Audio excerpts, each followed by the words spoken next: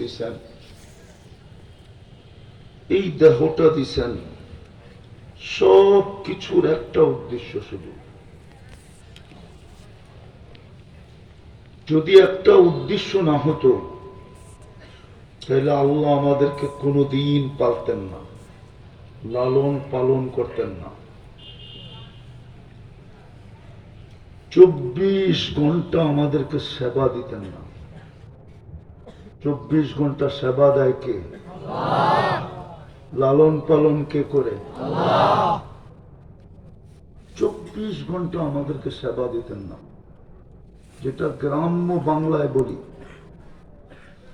24 ঘন্টা আমাদেরকে নুন খাইতে দিতেন না। যদি ওই মজমায় আছে বেশিরভাগ মানুষই নুন 24 ঘন্টা আল্লাহটা খায়। যুবকের যৌবনের বাহাদুরি কে দিছে? যৌবন যদি না দিত, আজ পর্যন্ত দেখছেন কোন তৃতীয় লিঙ্গকে ওয়াজের মাহফিলে এসে বসতে? কেন? বসলে কি কেউ পিটাবে, মারবে? কিন্তু ও জানে গেলে হয়তো বাচ্চারা এদিক আমার দিকে বারবার তাকাবে, ঠিক না? লজ্জাই তো আসে না, ঠিক না? এই যে যুবক, তোমাদের যৌবনের বাহাদুরি কে দিছে? পুরুষকে পুরুষত্বের বাহাদুরি, নারীকে নারীত্বের বাহাদুরি।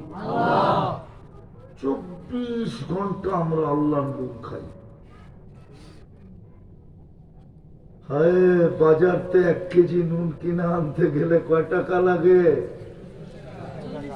কয় টাকা? কত? 24 ঘন্টা নুন খাই, 1 টাকা দিতে হয় না। নুন দিয়ে বুঝাইতেছি, 1 কেজি নুন বাজার থেকে আনতে গেলে কত দিতে হয়? 40 টাকা, ঠিক না? 24 ঘন্টা আল্লাহর নুন খাই, 1 টাকা চায় না।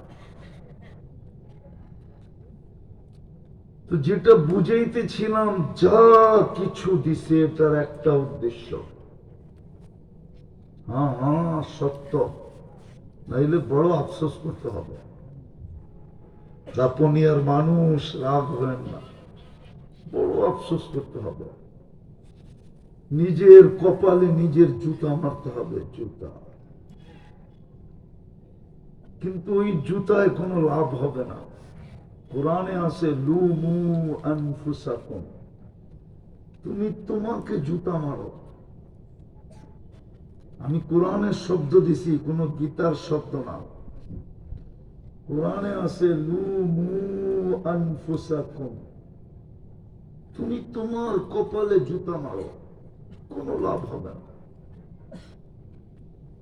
আর আজকে যদি অল্পতে আমার কথাটা বোঝেন, কাজে দিবে।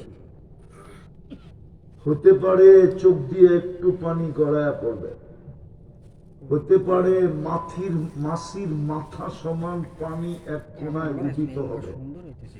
রব্বে কাবার কসম, যদি মাছির মাথা পরিমাণ পানি উদিত হয় তো দুযোগ নিতে দেরি হবে না। অথচ 7 সমুদ্র না, এরকম কোটি 7 সমুদ্র যদি আনা হয় তো দুযোগের একটা কয়লা নিবানো সম্ভব হবে না। কিন্তু আজকে যদি বুঝার পরে চোখের কোনায় একটু মাছির মাথা পরিমাণ, 1 ফোঁটা দরকার নাই, গড়াইয়া পড়ারও দরকার নাই, মাছির মাথা পরিমাণ পানি যদি চোখের কোনায় আমার ভিজাইল, তাহলে দুযোগ বুঝানোর জন্য যথেষ্ট হয়ে যাবে। এই জন্য যা কিছু দিছেন আমাদেরকে, বিশেষভাবে শারীরিকভাবে, আমাদের বাহাদুরির উৎস কিন্তু আমাদের শরীরটা। যার শরীর নাই তার বাহাদুরির কোনো উৎসই নাই। বাহাদুরির উৎস কি? উৎস বোঝো? আরে যুবকরা, উৎস বোঝো? বাহাদুরির মেন জিনিসটা কি? যার শরীর নেই ওর তো বাহাদুরি নেই। শরীরটাই হলো বাহাদুরির উৎস। শিক্ষিত শিক্ষা দিয়ে বাহাদুরি করে, কিন্তু শরীরটা হলো মেয়ে। টাকাওয়ালা টাকা দিয়ে বাহাদুরি করে, কিন্তু শরীরটা মেয়ে। বিশেষ করে এই শরীরটার ভিতরে যা দিছেন একটাই উদ্দেশ্য, দ্বিতীয় কোনো উদ্দেশ্য নাই।